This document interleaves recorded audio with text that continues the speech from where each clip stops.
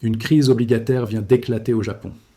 Les rendements des obligations d'État japonaises à long terme ont explosé. Ce n'est pas un ajustement normal, c'est une rupture structurelle du système financier mondial.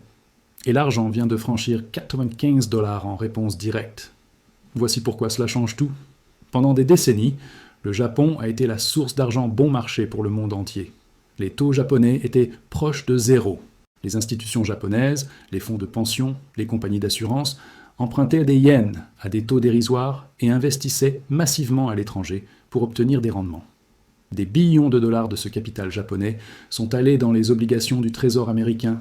Maintenant, les rendements japonais montent rapidement. Soudainement, ces institutions trouvent des rendements attractifs chez elles. Elles rapatrient leur capital, elles vendent des treasuries américains massivement.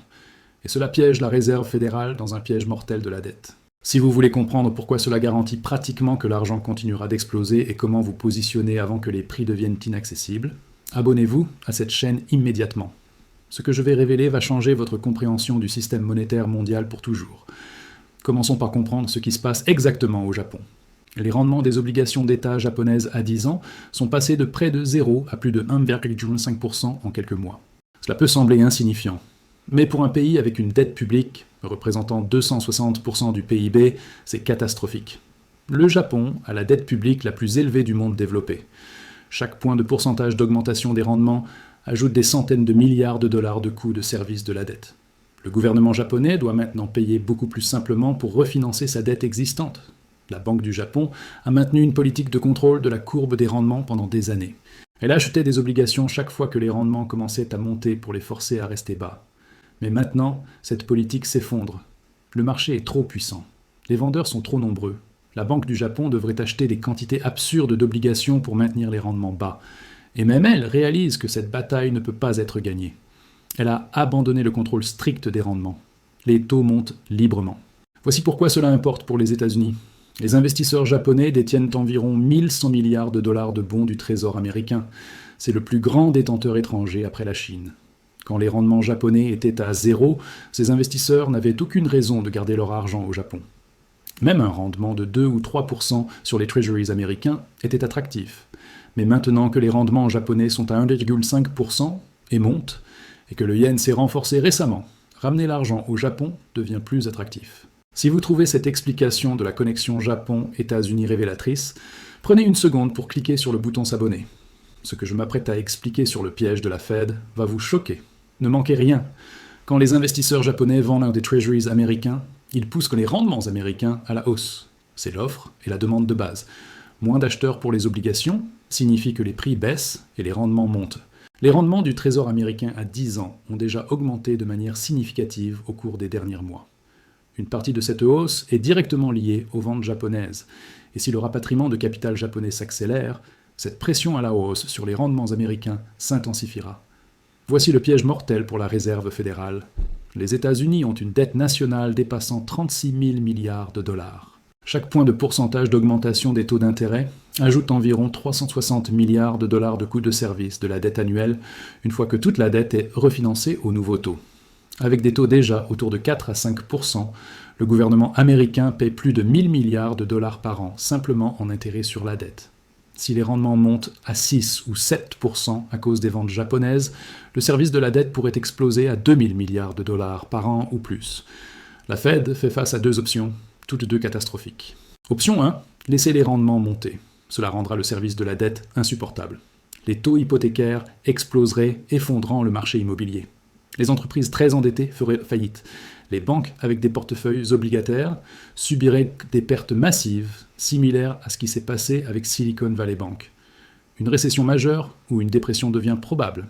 Option 2, intervenir et acheter les treasuries que les Japonais vendent. Cela maintient les rendements bas, mais nécessite de créer de nouveaux dollars massivement. Impression monétaire pure. Cela érode le pouvoir d'achat du dollar et mine la confiance dans la monnaie. Devinez quelle option la Fed choisira probablement ? Elle choisira toujours d'imprimer plutôt que de permettre un effondrement déflationniste. C'est ce qu'elle a fait en 2008. C'est ce qu'elle a fait en 2020. Elle le refera. Le problème est que chaque cycle d'impression érode davantage la crédibilité du dollar. À un moment donné, le monde perd confiance dans le dollar en tant que réserve de valeur. Nous approchons peut-être de ce point. Les marchés réagissent déjà à cette perte de crédibilité monétaire. L'or atteint de nouveaux records historiques, dépassant 4500 $ l'once. L'argent a franchi 95 $ et monte rapidement. Ce n'est pas une réaction à l'inflation traditionnelle des prix à la consommation. C'est une réaction à la peur de la dépréciation systémique de la monnaie. Les investisseurs fuient les actifs papier et se tournent vers les actifs tangibles qui existent en dehors du système fiduciaire. Avant que je vous explique exactement pourquoi l'argent est particulièrement bien positionné dans cet environnement et ce que signifie la fragmentation géopolitique, assurez-vous d'être abonné. La prochaine partie révèle les implications catastrophiques et vous ne voulez absolument pas la manquer. La fragmentation géopolitique aggrave dramatiquement le problème. Pendant des décennies, les grandes banques centrales coordonnaient leur politique. Quand l'une avait des problèmes, les autres aidaient. Des lignes de swap en dollars étaient ouvertes. Les achats coordonnés d'obligations stabilisèrent les marchés. Mais maintenant, les tensions commerciales montent, les menaces tarifaires se multiplient, la coopération internationale s'effrite. La probabilité d'une action coordonnée des banques centrales pour stabiliser les marchés obligataires mondiaux diminue. Si l'Europe décide également de réduire ses achats de dette américaine à cause de tensions géopolitiques ou de ses propres besoins de financement, la charge tombe encore plus lourdement sur la Réserve fédérale. La Chine a déjà réduit massivement sa détention de treasuries au cours des dernières années. Le Japon réduit maintenant. Si l'Europe suit, qui achètera la dette américaine massive qui doit être émise chaque année ? Seulement la Fed elle-même, imprimant des dollars pour acheter la dette de son propre gouvernement. C'est la définition de la monétisation de la dette, et historiquement, cela se termine toujours mal. L'argent est uniquement positionné dans cet environnement pour plusieurs raisons. Premièrement, il bénéficie de la même dynamique de fuite vers la sécurité que l'or, mais avec plus de volatilité et de potentiel de hausse. Historiquement, dans les phases tardives des crises monétaires, l'argent surperforme l'or de manière spectaculaire. Le ratio or-argent, actuellement autour de 47, pourrait se comprimer vers 30 ou même 20 si cette dynamique s'intensifie. Si l'or est à 4500 $ et que le ratio tombe à 30, l'argent serait à 150 $. À un ratio de 20, l'argent serait à 225 $. Deuxièmement, si les marchés obligataires continuent de se dénouer ou si le contrôle de la courbe des rendements est introduit aux États-Unis comme dernier recours désespéré, le capital pourrait pivoter agressivement hors des obligations vers les actifs réels. L'argent, avec sa double nature d'actif monétaire et de marchandises industrielles, capte ce flux mieux que presque tout autre actif. Les déficits structurels d'approvisionnement et la demande industrielle explosive ajoutent des fondamentaux solides en plus de l'attrait monétaire. Troisièmement, l'argent physique offre une isolation contre la volatilité financière, la répression financière et la destruction monétaire dirigée par les politiques. Dans un environnement où les gouvernements pourraient recourir à des contrôles de capitaux, à des prélèvements bancaires ou à d'autres mesures désespérées pour maintenir le système à flot, détenir du métal physique en dehors du système bancaire devient une assurance précieuse.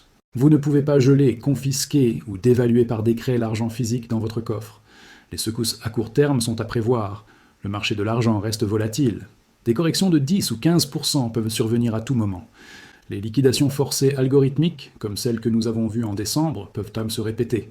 Mais la configuration plus large, définie par les déficits d'approvisionnement, le stress géopolitique et le désespoir monétaire, est exceptionnellement favorable pour l'argent à long terme. Chaque correction offre une opportunité d'accumuler plus de métal physique à des prix temporairement déprimés. La connexion entre la crise obligataire japonaise et le prix de l'argent n'est pas immédiatement évidente pour la plupart des gens. Mais une fois que vous comprenez les flux de capitaux mondiaux et les contraintes auxquelles la Fed fait face, cela devient cristallin. Le Japon force la main de la Fed. La Fed devra choisir entre l'effondrement déflationniste et l'impression monétaire massive. Elle choisira l'impression. L'argent bénéficie massivement de cette impression. C'est simple, une fois que vous voyez les connexions. Le timing de cette crise japonaise est également significatif. Elle arrive alors que les États-Unis font déjà face à des déficits budgétaires massifs, à une dette nationale explosive et à des tensions géopolitiques croissantes. Ajouter la pression des ventes japonaises de treasuries au-dessus de tous ces autres stress crée une tempête parfaite. Le système était déjà fragile. La crise japonaise pourrait être la goutte qui fait déborder le vase. Les implications pour les détenteurs d'obligations sont sombres.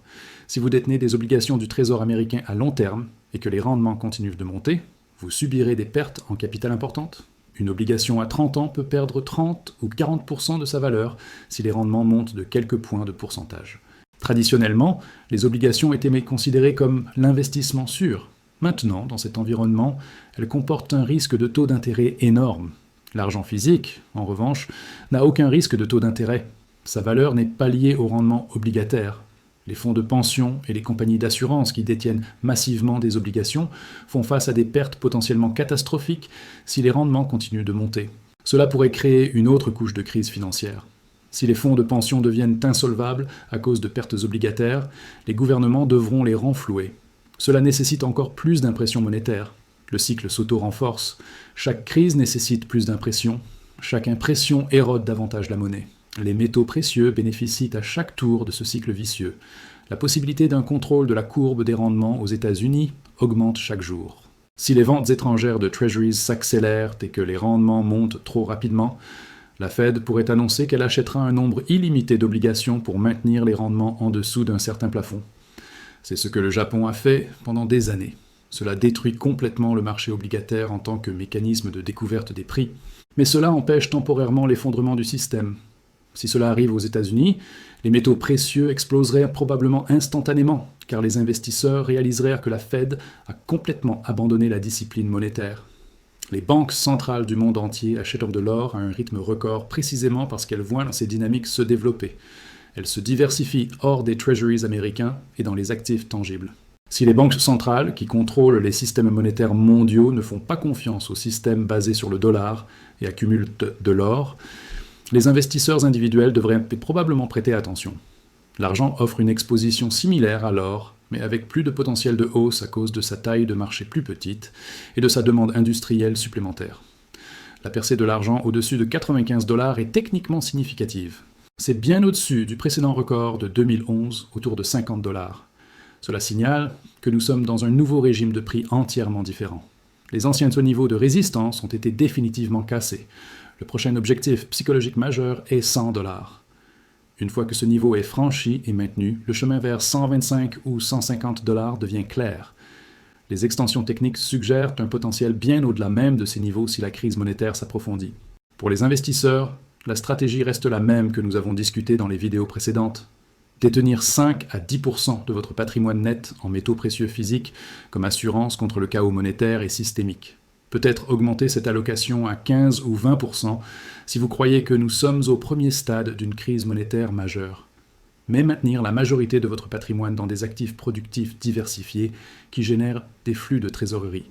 L'équilibre entre protection et croissance reste optimal pour la plupart des gens. La différence maintenant par rapport à il y a quelques mois est que les signes de stress systémique se multiplient rapidement.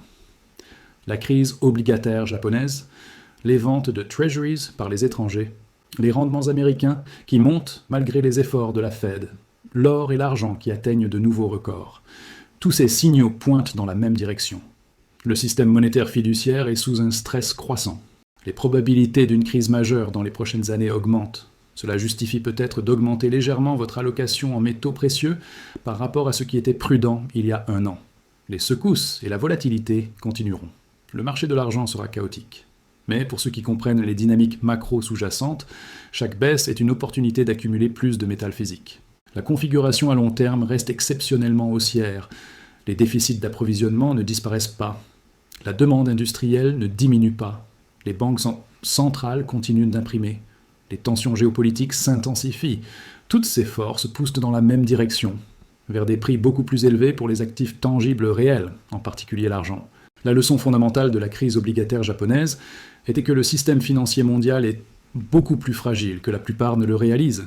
Il repose sur l'hypothèse que les étrangers continueront d'acheter de la dette américaine indéfiniment à des taux raisonnables.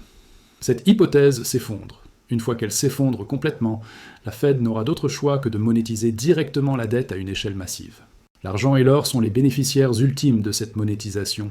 Positionnez-vous en conséquence, abonnez-vous à cette chaîne et activez la cloche de notification pour ne manquer aucune mise à jour, alors que cette crise obligataire mondiale continue de se développer.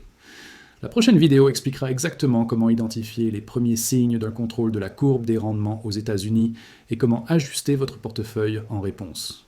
Nous vivons les premières phases d'une restructuration monétaire majeure.